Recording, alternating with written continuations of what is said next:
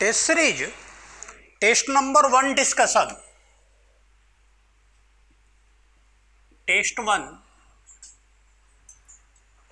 Discussion topic था atomic structure, chemical bonding, gaseous state, liquid state, solid state और thermodynamics. ये सारे topics थे। टेस्ट अच्छा हुआ था। 2-3 चीजों को नोट करने वाली बात थी। एक, पेज लिमिटेशन। इस बार मैंने बुकलेट नहीं दिया था, आपको खुद से पेज लिमिट का ध्यान रखना था, जो कि मोस्ट ऑफ स्टूडेंट रख नहीं सके। Major drawback page limit. एक एक क्वेश्चन में कुछ स्टूडेंट ने 8 पेज लिखा है, जिसके कारण या तो वो क्वेश्चन अटेम्प्ट नहीं कर पाए और या तो उनका टाइम वेस्ट हुआ। सिर्फ 8 पेज मैंने पढ़ा भी नहीं। मैंने मार्क्स जो देना था वो हमने जो क्वेश्चन का मेन पॉइंट है उसी पे दिया। 10 नंबर का क्वेश्चन में इन एनी हाउ 1.5 पेज से ज़्यादा नहीं। 15 नंबर के क्वेश्चन में इन एनी हाउ 2 पेज से ज़्यादा नहीं। और 20 नंबर का जो कि रेयर होता है उसमें 3 पेज से ज़्यादा नहीं। तो 8 पेज का तो सवाल ही नहीं उठता। तो पेज लिमिट जो है वो बहुत कम लोग ये किए हैं। सेकेंडली जो मैंने ड्रॉबैक देखा, प्रेसाइज राइटिंग। प्रेसाइज राइटिंग दोनों रिलेटेड हैं। जब आप प्रेसाइज राइटिंग करेंगे, आपको लिखना क्या है, क्वेश्चन में डिमांड क्या है और उसकी स्टार्टिंग कैसे करना है, उसको अरेंज कैसे करना है और उसको कंक्लूड कैसे करना है। अगर ये चीज आपको नहीं पता तो आप डायरेक्शन लेस होकर लिखोगे और उसमें पेज लगेगा। तो सिर्फ हम जो चर्चा करेंगे वो इसी बात पे करेंगे, बाकी तो सलूशन सबको पता है आपको टेस्ट का। फर्स्ट क्वेश्चन का ये पार्ट था जो कि 20 नंबर का था, जिसमें आपको एनी हाउ 3 पेज से ज़्यादा नहीं जाना था और जाने की जरूरत भी नहीं थी। जाने का there is no need for more than 3 pages. More than 3 page का कोई आवश्यकता नहीं था। Given the wave function in particle 1D box with a Vx is equal to 0 inside box and infinity outside the box, psi n is equal to this. Now, calculate the value of normalization constant. Normalization constant का value determine करना था 5 number का। 5 number में आप क्या कर रहे हैं? आप पूरी कहानी लिख रहे हैं। 5 नंबर में सिर्फ normalization is a condition where total probability of finding particle inside box is equal to 1।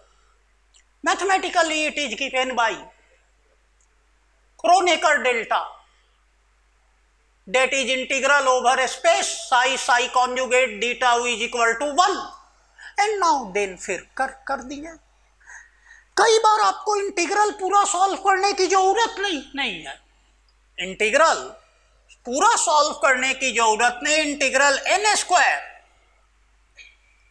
Sine square n pi by l x dx is equal to 1 0 to L. Now n square L by 2, this integral is equal to this. Answer आ गया।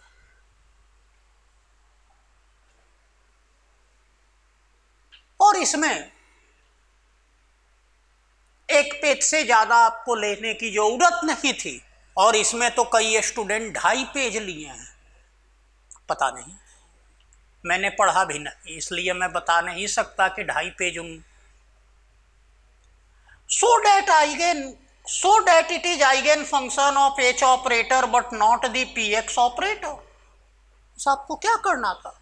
हम physical significance तो मान ही नहीं रहे थे, और px operator का आइगन फंक्शन नहीं है और आप बताए हुए हैं इट इज फिजिकल सिग्निफिकेंस, ये वो, हम क्यों सुनेंगे आपका बात? जब हम प्रेसाइजली 5 नंबर में 2 क्वेश्चन पूछ रहे हैं तो उसमें रिमार्क और फिजिकल सिग्निफिकेंस कहां आता है?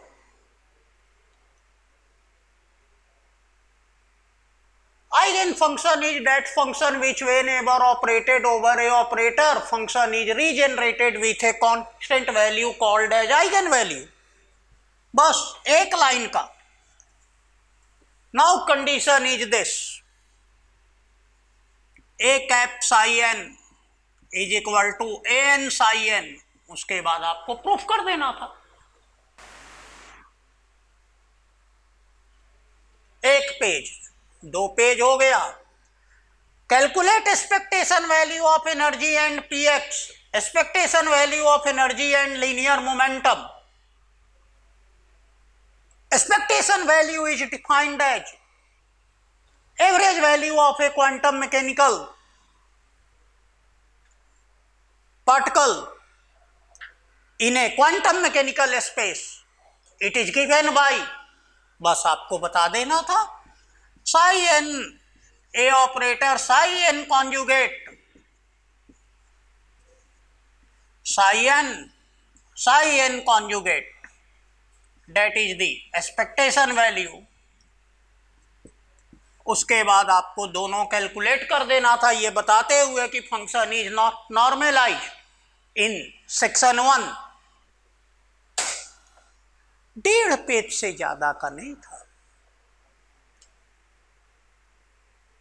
और आप इसमें 8 पेज लिए हैं कुछ बच्चे.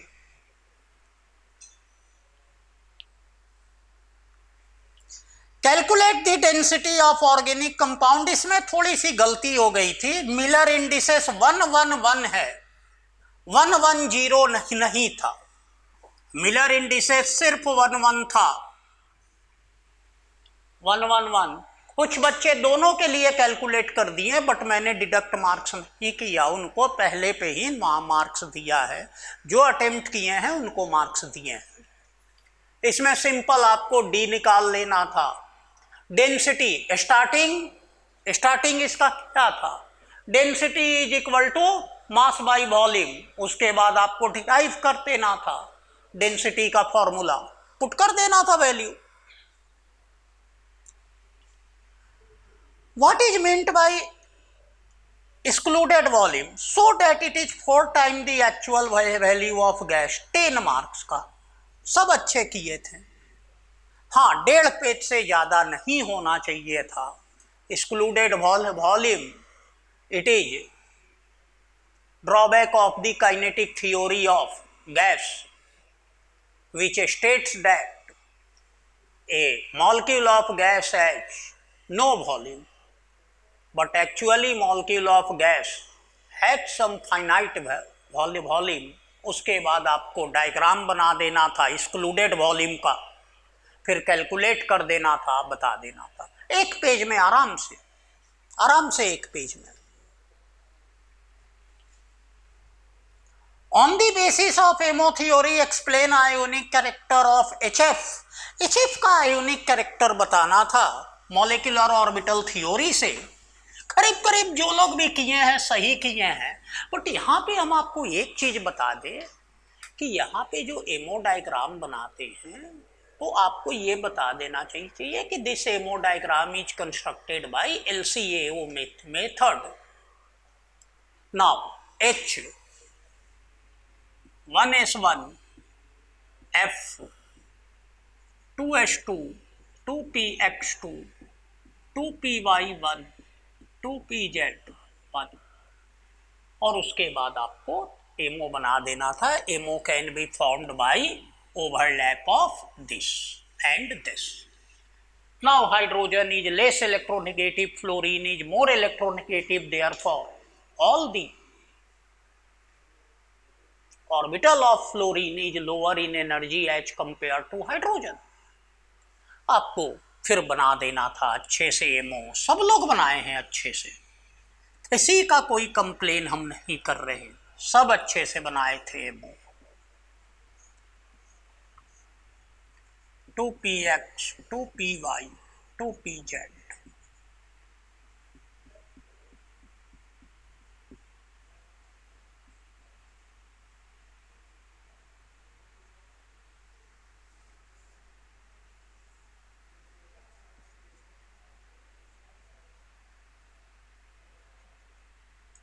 लेकिन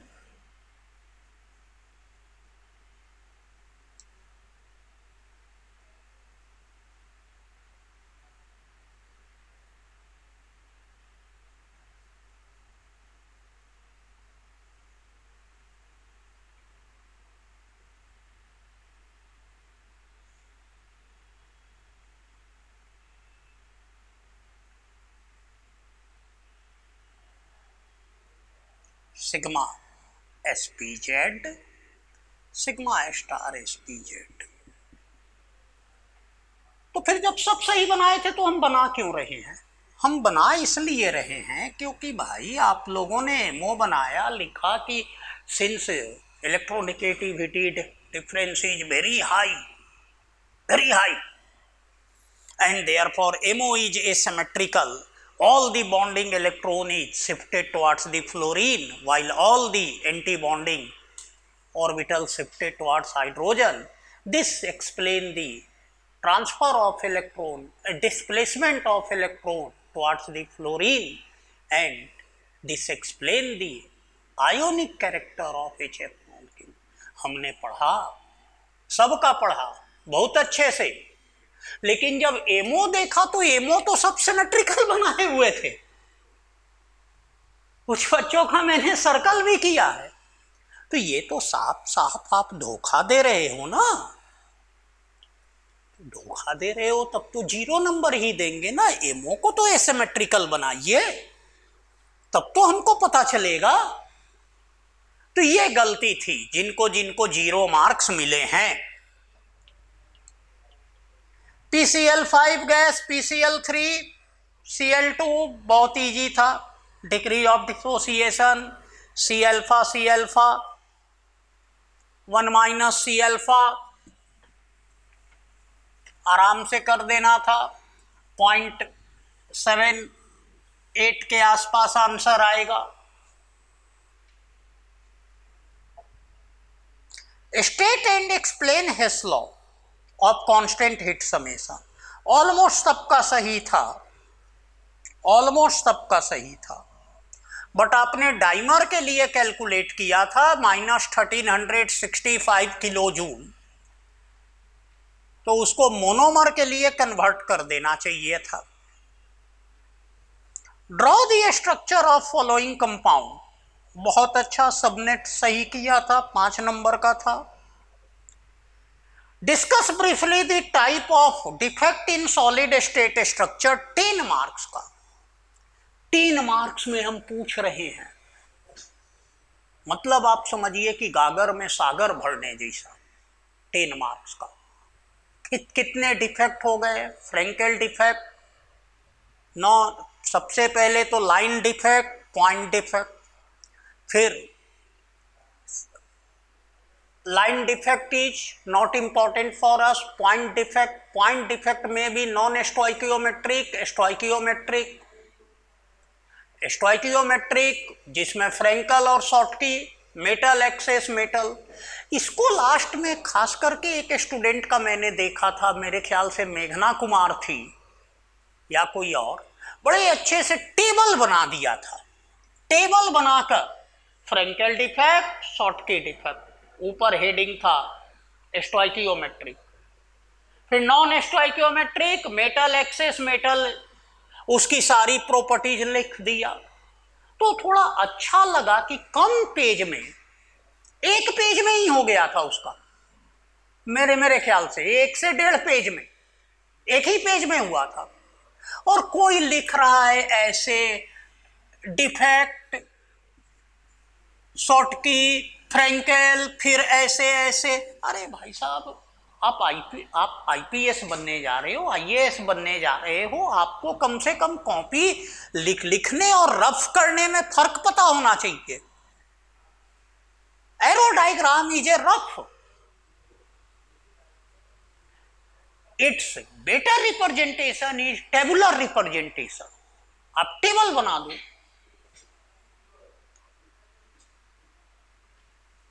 एक में ब्रॉड हेडिंग डाल दो, स्टोइकियोमेट्रिक, नॉन स्टोइकियोमेट्रिक, उसमें फिर आ जाएगा सारे। ये है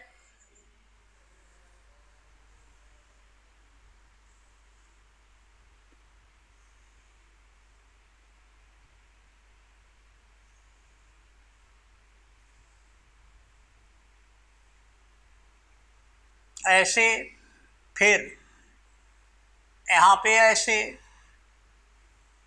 इधर आ गया शॉर्ट की डिफेक्ट, डिफेक्ट, कॉज, प्रॉपर्टी 1 2, बस हो गया, एक पेज में आया ना।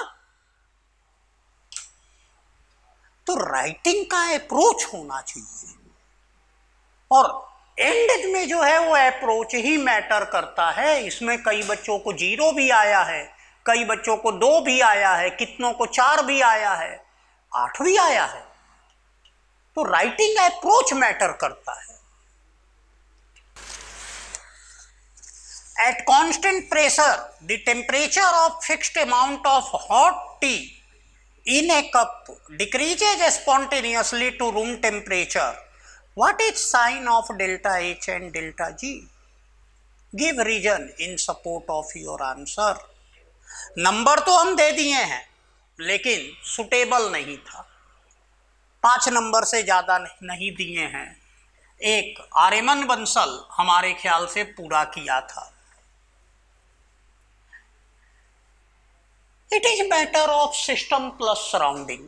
It is matter of system plus surrounding. Entropy change delta S universe is equal to delta S system plus delta S surrounding.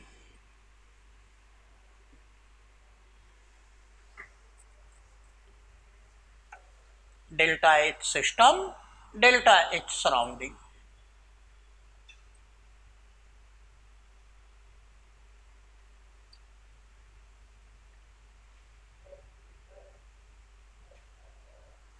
ये था।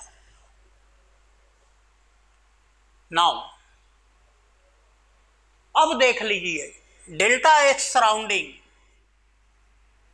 Is equal to Q surrounding upon T. Q surrounding is equal to minus Q system is equal to minus Q P system, जो loss कर रहा है system, और that H minus delta H system. Now delta H surrounding is equal to minus delta H system upon T, और that H delta S surrounding, delta S universe is equal to delta H system, delta H system minus delta H system upon T, that is equal to T delta S system minus delta H system upon T, or that is equal to minus delta G system upon T. Since entropy of universe increases, it is a spontaneous process. Since delta S universe is positive, therefore delta G system must be negative.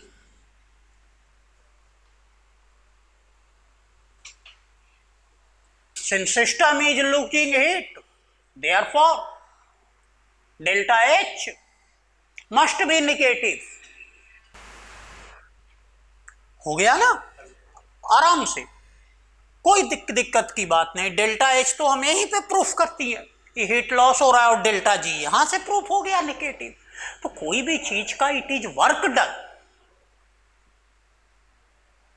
Second law of thermodynamics पे based है, Clausius inequality पे based है कि अगर universe का entropy increase होगा तो system का डेल्टा जी निगेटिव होगा ही होगा। इसी पे हमारा सेकेंड लॉ ऑफ थर्मोडायनेमिक्स है, क्योंकि जो हमारे यूनिवर्स में सारे प्रोसेस स्पॉन्टेनियसली हो रहा है, इसी पे हम कहते हैं कि since energy of universe is constant but it's entropy is increasing. तो ऐसे प्रूफ करना होता है ये सारे क्वेश्चन जो कप में चाय वगैरह का है। Calculate the temperature at which root mean square speed of nitrogen is equal to average speed of oxygen gas at 500 Kelvin। सबका सही है, जो किए हैं, जो ना किए हैं, और जो इनका भी जिसका ये भी गलत है उसको थोड़ा सा इंट्रोस्पेक्शन की जरूरत है। फिर यही है कि give significance associated with following term, radius ratio rule. Significance है, एक आध दो बच्चे तो डिराइव भी करती हैं 4-5 पेज में। सिर्फ आपको सिग्निफिकेंस हम पढ़ना चाहते थे। आप एक टेबल बना दीजिए, रेडियस रेशियो रूल डिफाइन करके टेबल बना दीजिए, हम नंबर नहीं देंगे। हाँ, सिग्निफिकेंस जब पढ़ेंगे it is only guideline to predict the coordination number and geometry of solid state structure. Born Haber cycle सब अच्छे किए हैं, बट बॉर्न-हैबर साइकिल का एक सिग्निफिकेंस है, it is used to determine the, कुछ लोग लिखे थे कैलकुलेट द एंथैल्पी, ये लैटिस एनर्जी कैलकुलेट करने का मेथड नहीं है। Born Haber cycle is method for experimental determination of lattice energy. ये सिग्निफिकेंस है, आपको ये सिग्निफिकेंस देखना था। बाकी तो हम पढ़ रहे थे, वो सब था जो सब लोग लिखे थे, बट जब तक हमको सिग्निफिकेंस, हम क्या कह रहे हैं, सिग्निफिकेंस, और वो भी 5 नंबर में 2 है, तो हम कहानी थोड़े ही आपका पढ़ेंगे। What is significance of quantum numbers? Calculate angular momentum of 13th electron in aluminum।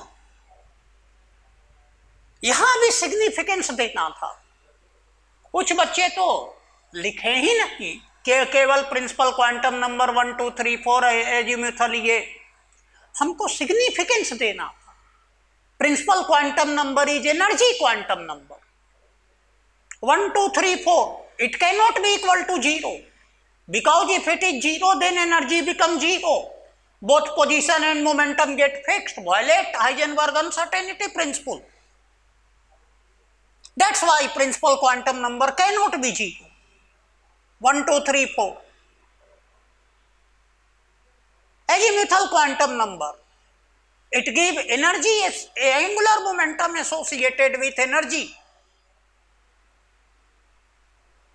L is equal to 0 1 2 3 4 5 up to n minus 1, total value is equal to n।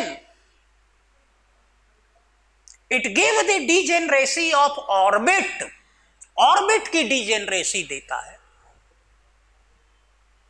जैसे L is equal to 0 only, case L is only 1 fold S, L cell N is equal to 1, S and P 0 and 1, ये significance है, angular momentum देता है। Magnetic quantum number, it is minus L2 plus L including 0, so total number is 2L plus 1। It gives the space quantization of angular momentum vector।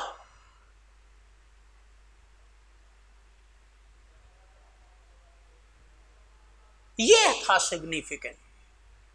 And finally it give the degeneracy of orbital, s orbital 1 fold degenerate, p orbital 3 fold, d orbital 5 fold,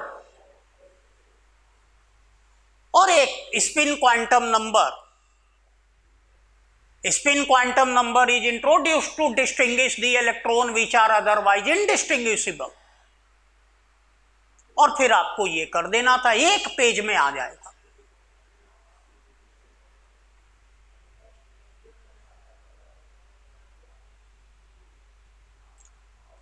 A particle in 1D box making transition from N to calculate the wavelength of a particle is proton. कई लोग तो electron ही लेके बना दिए, रटा रटाया. हम बदल दिए हैं, प्रोटॉन कर दिए हैं. तो प्रोटॉन लेकर करेंगे. यहां भी आपको कुछ लोग particle in one dimensional box का पूरा पूरा चर्चा ही कर दिए, पूरा डेरिवेशन ही कर दिए.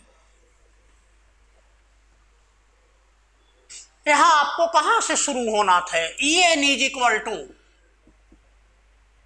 N square h square 8ml², but n f is not equal to n+1, ni+1, so it is not adjacent transition. So formula for adjacent transition is not applied here. फिर आपको कर देना था delta E is equal to E9 - E4 और बस hc/λ से equate कर देना था.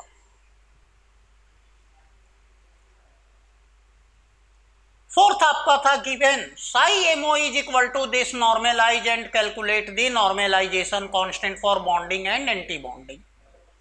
आपको केवल मैथमेटिकली वही फिर एक बार फिर से कर देना था कि it is LCAO method, wave function is LCAO method. Therefore since atomic orbital are normalized, so MO must be normalised.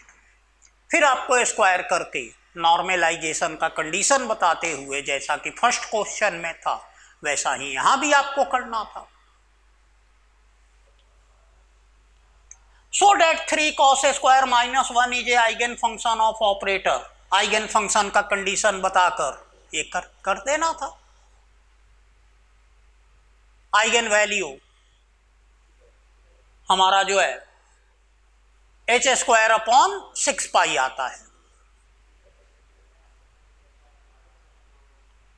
SO2 is gas at room temperature while SiO2 is a solid.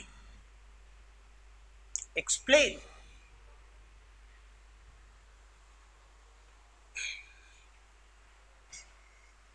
Now, sulfur has high tendency to form the pi bond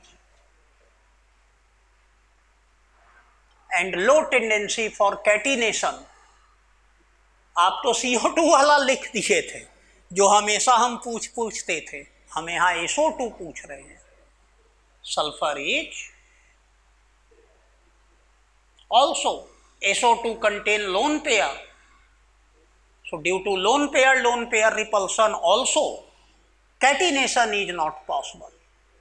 Therefore SO2 exists as a discrete molecule and it is gas. On the other hand, SiO2 pi bond is very weak due to overlap of 2p orbital and 3p orbital. Also, silicon has high tendency for catenation. Therefore, what happens that it does not exist as discrete molecule, but it exists as chain molecule. It exists as chain.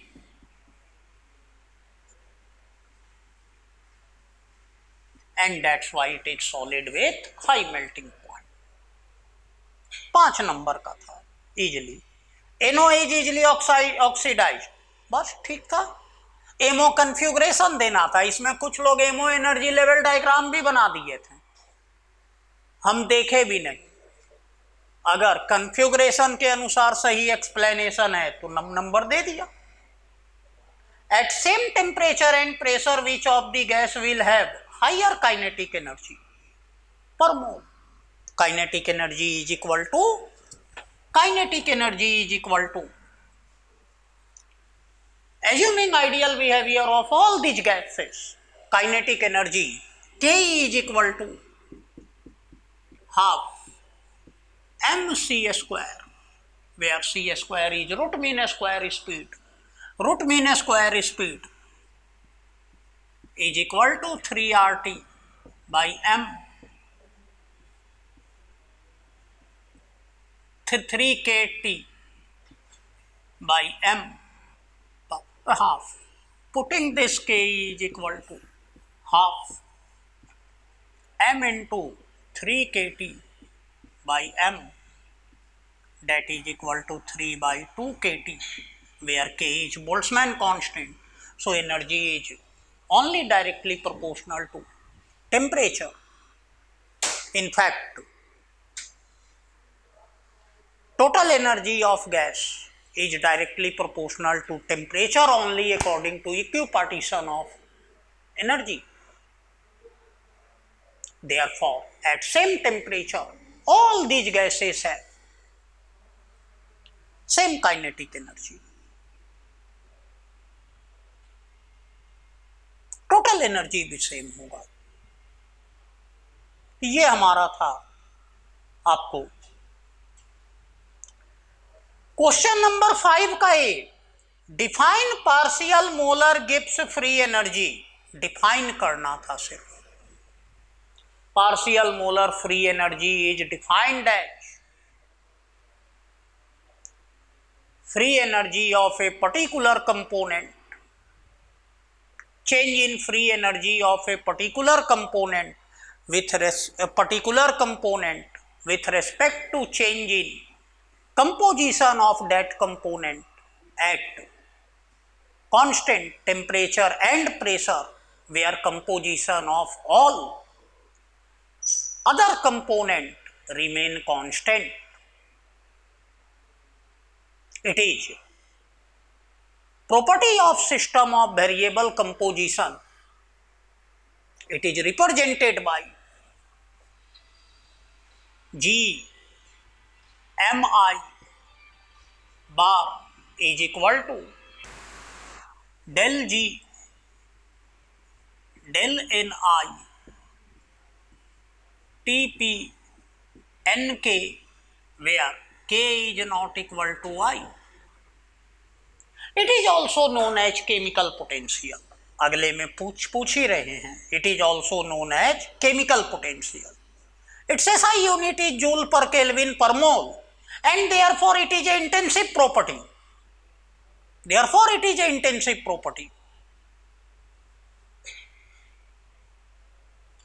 What factor influence its value? तो temperature dependence, pressure dependence. Temperature dependence is delta Sm minus pressure dependence is molar volume, partial molar volume. बस 10 marks का ये था 4, जिसमें 3 थे 5 number के और last वाला था 5 नंबर का। What is Joule-Thomson coefficient? What is its physical significance? What is its physical significance?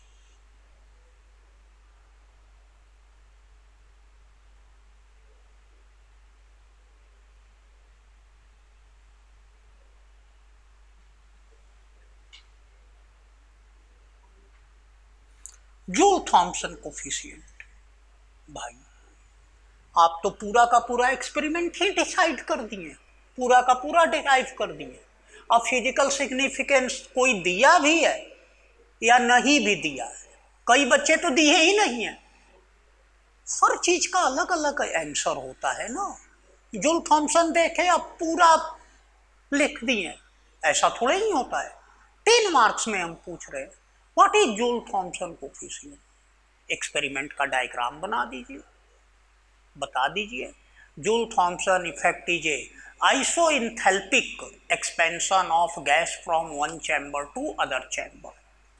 Since overall process is isoenthalpic, therefore now H is equal to H is function of temperature and pressure. Therefore, dH is equal to del H by del T at constant P dt plus del H by del P at constant T dP. Now, since dH is constant, since dH is equal to 0, H is constant, अब कर दीजिए, अब आराम से कर दीजिए, del T by del H del P at constant H is equal to minus del H by del P at constant T 1 upon Cp. This is called as mu Jt, Joule Thomson coefficient. फिर आ जाइए physical significance पे कि sign of mu Jt may be positive, may be negative, may be zero. Experimentally, it is observed that whenever gas is ideal, there is no change in the temperature. That means mu Jt of ideal gas is 0 at all temperature. But it is not true for all other gases. A real gas may have mu Jt positive, may be negative. और उसके बाद physical significance का एक table बना दीजिए। Table number 1, mu Jt positive, cooling effect, mu Jt negative, heating effect, hydrogen helium at all temperature, all other gases above inversion temperature. Inversion temperature बताइए significance में कि inversion temperature is temperature at which mu Jt of real gas is 0। तो ये सारा discuss करना था, ना कि वो एक्सपेंशन और वर्क डन ये वो तो तब होगा जब हम कहेंगे discuss joule Thompson experiment.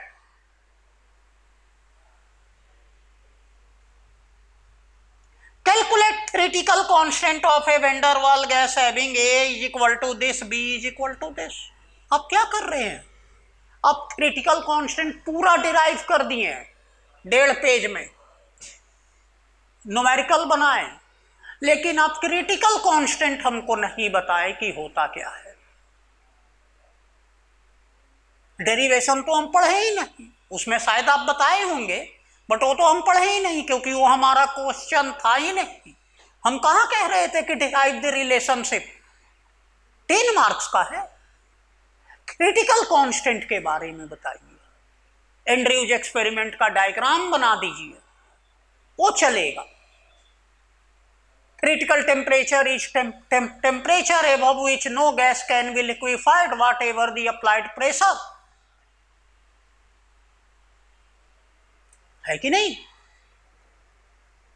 Pressure corresponding to critical temperature is called as critical pressure and molar volume of gas occupied at the critical temperature and pressure is called as critical volume, critical molar volume बता सकते हैं आप, एक diagram बना सकते हैं। PV ऐसे, ये ऐसे, ये ऐसे, ये ऐसे, ये ऐसे, T1, T2, T3, T4, TC, आप डायग्राम बना सकते हैं।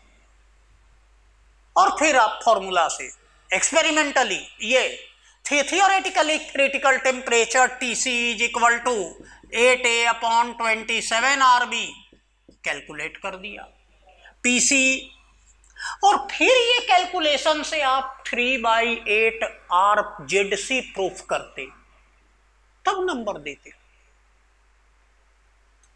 ये कारण था आपका।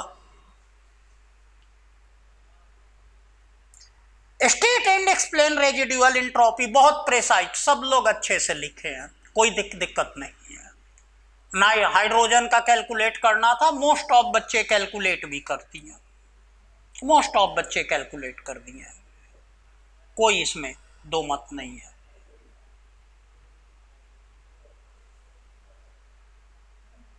Y X-ray is used in Bragg's spectroscopy, why UV radiation cannot be used. भाई आपको इसमें क्या करना था, एक्सरे तो बता देना था, ब्रैक्स का डायग्राम बता के कि पेनिट्रेट होता है तो स्कैटरिंग होता है। UV having less energy and therefore it cannot penetrate through the crystal. Instead of penetration, it starts electronic transition in the molecule. ये हम जानना चाह रहे थे और आपको कुछ कुछ भी नहीं लिखे। आप वेवलेंथ स्कैटरिंग नहीं होगा, ये नहीं होगा, भाई क्यों नहीं होगा, हम तो यही जानना चाह रहे थे। ठीक है, हम छोटा क्रिस्टल नहीं ले लेंगे, हम बड़ा क्रिस्टल ले लें, क्रिस्टल साइज बड़ा करते तो सवाल यहां पे ये था कि electronic transition is important in the presence of UV. Electronic transition take place surface से because it cannot penetrate through the molecule, ये कारण था। Maxwell distribution of molecular speed using this derive relationship for average speed, जो attempt किए हैं बिल्कुल सही किए हैं। हाँ, कुछ बच्चे जो है रटा रटाया मोस्ट प्रोबेबल स्पीड डिराइव कर दिए हैं, जो कि पॉपुलरली इस क्वेश्चन के साथ पूछा जाता है। हम थोड़ा सा ट्रैक चेंज कर दिए, तो बच्चे जो अच्छे से नहीं पढ़ पाए क्वेश्चन वो मोस्ट प्रोबेबल स्पीड डिराइव कर दिए, तो हम उसमें मार्क्स भी नहीं दिए। 15 नंबर का था फुल क्वेश्चन, इसमें आपको मैक्सवेल डिस्ट्रीब्यूशन बताना था, कर्व भी बताना था और फिर एवरेज स्पीड बताना था। Discuss band theory, explain n and p type of semiconductor.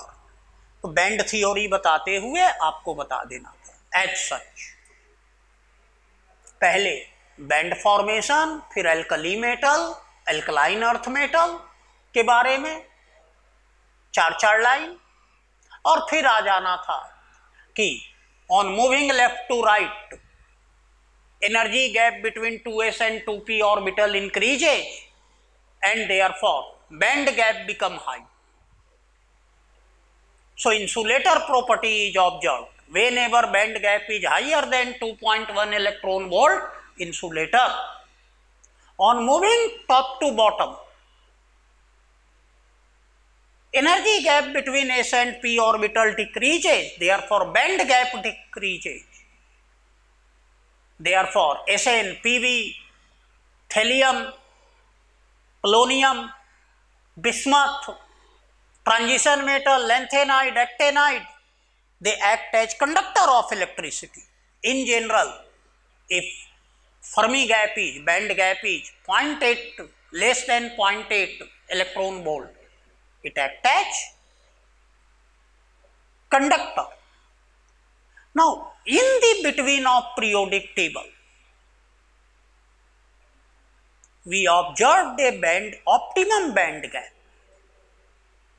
that is band gap in between 0.8 to 2.1 electron volt, and electronic movement is not possible at room temperature, but at high temperature thermal transition take place from Vb to Cb, and for this conduction property increases with increase in temperature and they are called as semiconductor.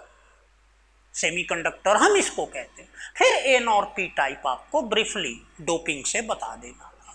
15 number का था, कोई दिक्कत नहीं है। Derive kelvin equation, give it significance.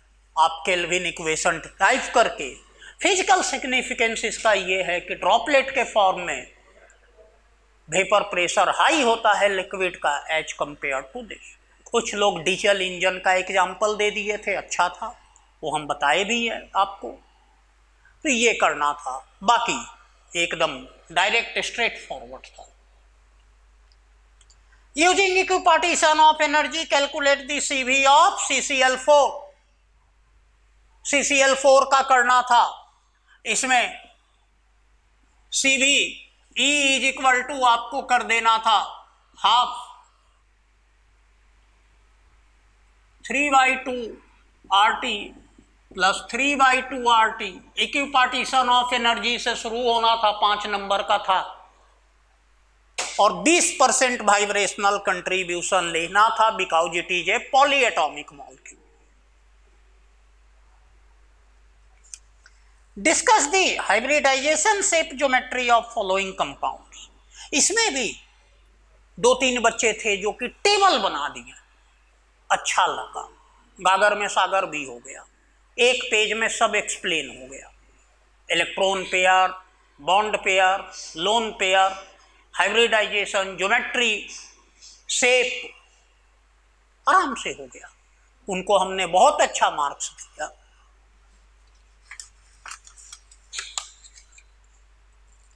Derive the relationship for Cp minus Cv of a substance also so that at 4 degree हो जाएगा आराम से, कोई दिक्कत नहीं था, सब लोग किए हैं।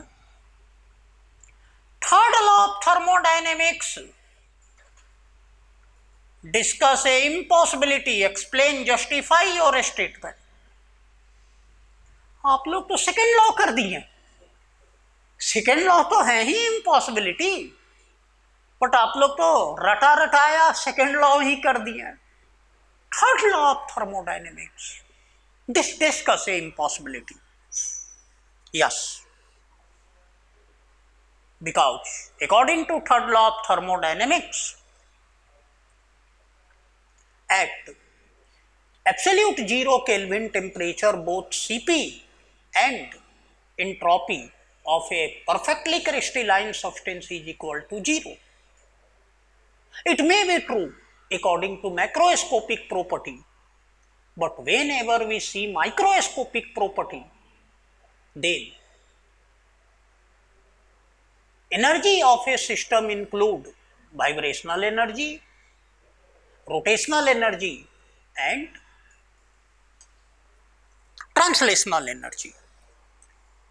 Translational and rotational energy is equal to 0 at absolute 0 temperature, but vibrational energy EV is equal to V plus half h nu. V is equal to 0, that is ground state. EV is equal to h nu, half h nu, that is called as 0 point energy. When a perfectly crystalline substance is associated with 0 point energy, and this 0 point energy is not equal to 0 even at 0 Kelvin temperature. Therefore, system remain vibrating with energy of half h nu, and if system is vibrating, then how its entropy and Cv become 0?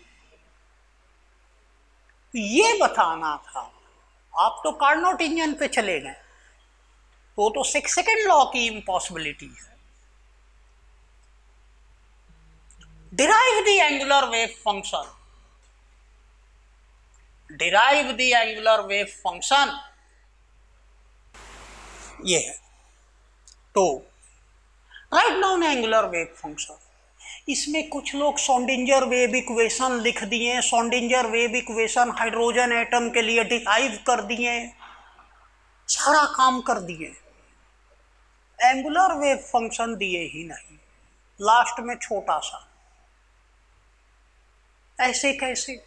Angular wave function define the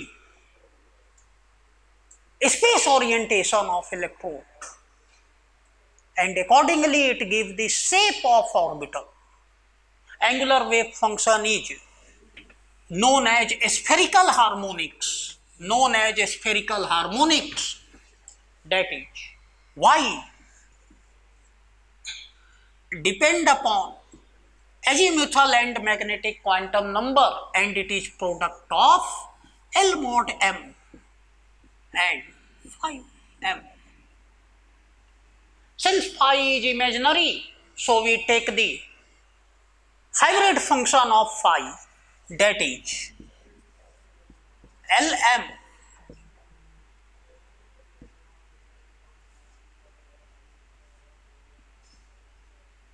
plus minus 5 plus minus.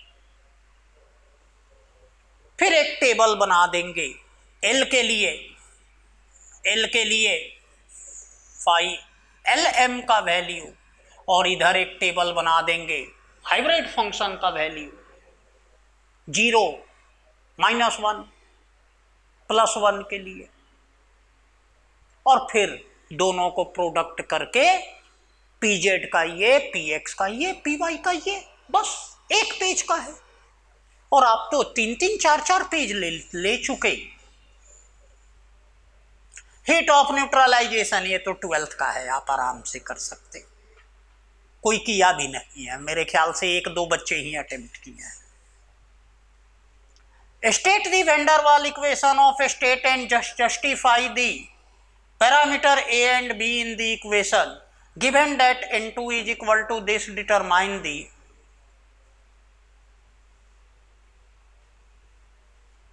10 number का था। Vendor वाल equation आप explain कर देना था लिख के, pressure correction factor को बता देना था कि काइनेटिक थ्योरी ऑफ गैस इससे है, आपको बता देना था।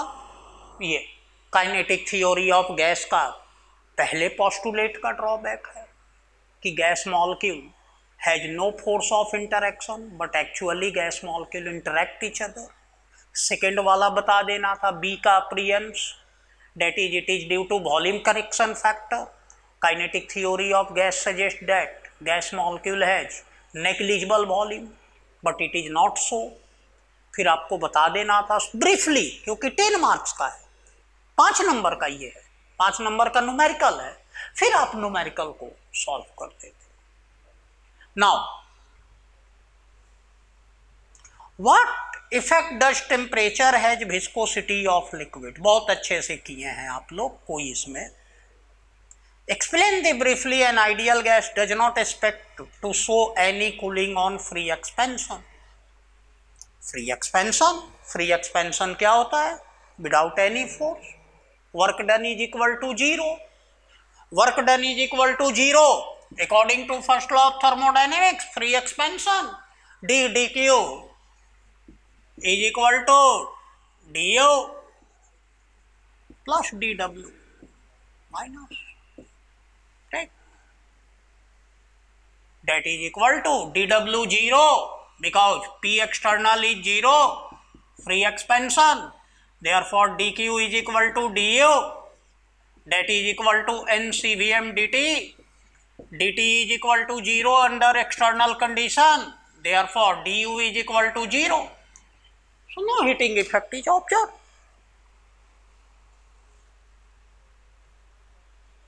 और कूलिंग इफेक्ट इज ऑब्जर्व, क्योंकि इंटरनल एनर्जी तो चेंज हो ही नहीं रहा। The mean free path of molecule is increases and number of collision per unit time decreases with lowering of pressure. नहीं, हाँ, lowering of pressure at constant temperature होगा। तो ये सब लोग किए हैं। 10 मार्क्स में कॉम्यूटेशन कैलकुलेट करना था, तो कॉम्यूटेशन को डिफाइन कर दीजिए, 10 मार्क्स का है। कॉम्यूटेशन को डिफाइन करते हुए ये भी बता देना है कि commutating operator give certain eigen value while non commuting operator does not give certain. ये सब कुछ कॉम्यूटेशन के बारे में बताकर 5 नंबर का, मतलब आधे पेज में कॉम्यूटेशन के बारे में बताकर क्या क्या कि कॉम्यूटेशन होता क्या है, कॉम्यूटेशन का सिग्निफिकेंस क्या है। तो commutating operator always give real eigen value, ये always give certain eigen value, there is no uncertainty in eigen value, while non commuting operator always give uncertain eigen value, that is Heisenberg uncertainty principle. उसके बाद आपको बता देना था, आप calculate कर देना था वेव फंक्शन लेकर, जो कि सब लोग किए हैं और सही है।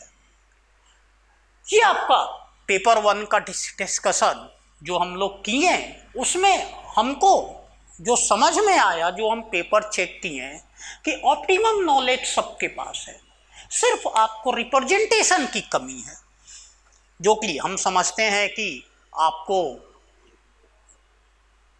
यहाँ पे डिस्कशन से अच्छा गाइडलाइन मिल गया होगा।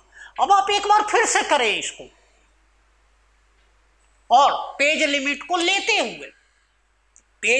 लेते हुए एक बार फिर से करें इसको अच्छे से। दूसरी बात यह है कि इस पेपर में आपको कम से कम हमारे चेकिंग के अनुसार, हमारे चेकिंग मतलब हम आपको बता दें कि हम जो चेक करते हैं उसमें आप ये मान लीजिए कि +20 ही होगा, आपको रियल एग्जाम में +20 ही होगा, ठीक।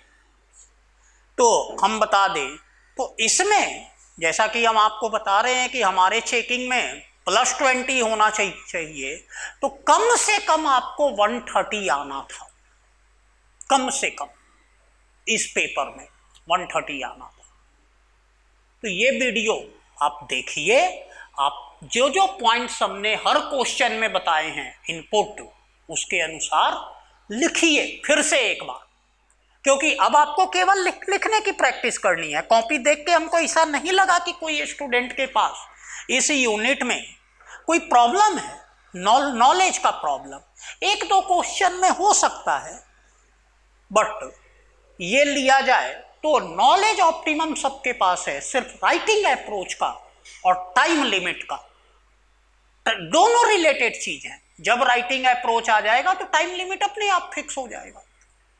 तो इसको करिए, और all the best for your next examination.